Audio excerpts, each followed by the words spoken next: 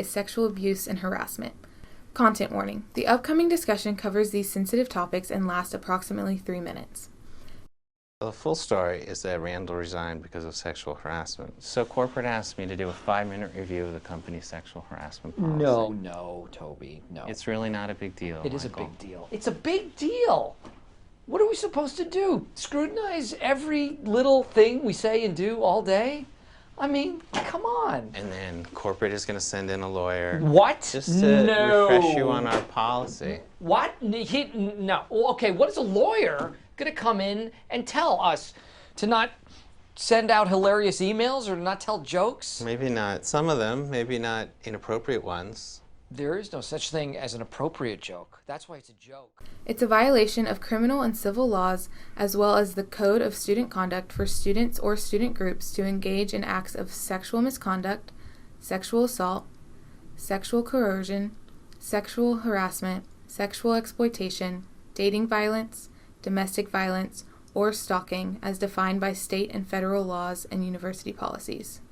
Sexual harassment is defined in the code as unwelcome, sex-based verbal or physical conduct that, in the employment context, unreasonably interferes with a person's work performance or creates an intimidating, hostile, or offensive work environment. Or, in the education context, is sufficiently severe, persistent, or pervasive that the conduct interferes with a student's ability to participate in or benefit from educational programs or activities. Conduct is sufficiently severe, persistent, or pervasive if its frequent, threatening, or humiliating nature unreasonably interferes with or limits the student's ability to participate in or benefit from the university's educational program or activities.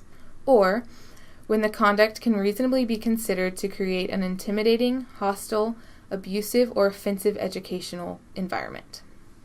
Some examples of conduct that might be considered sexual harassment include, but aren't limited to, repeated and unwanted requests for dates, sexual flirtations or propositions of sexual nature, subtle pressure for a sexual relationship, sexist remarks about a person's clothing, body, or sexual activities, unnecessary touching, patting, hugging, or brushing against a person's body, direct or implied threats that submission to sexual advances will affect or be a condition of employment, work status, grades, or a letter of recommendation. Conduct of sexual nature that causes humiliation or discomfort, such as use of inappropriate terms of address, and sexually explicit or sexist comments, questions, or jokes. A violation of sexual harassment under the code will result in a minimum sanction of conduct probation, which can affect a student's ability to serve in leadership roles for 1 calendar year. Anyone who makes a false report of sexual misconduct is subject to disciplinary action by the university. But a report is not false simply because an investigation did not find sufficient evidence to substantiate the alleged violation. What do you do if you are a victim in need of help? Students are encouraged to report suspected sexual misconduct or harassment to the university's Title IX office or the Dean of Students. Do what you need to do to feel safe. Call 911 to report imminent danger of harm or to report criminal activity.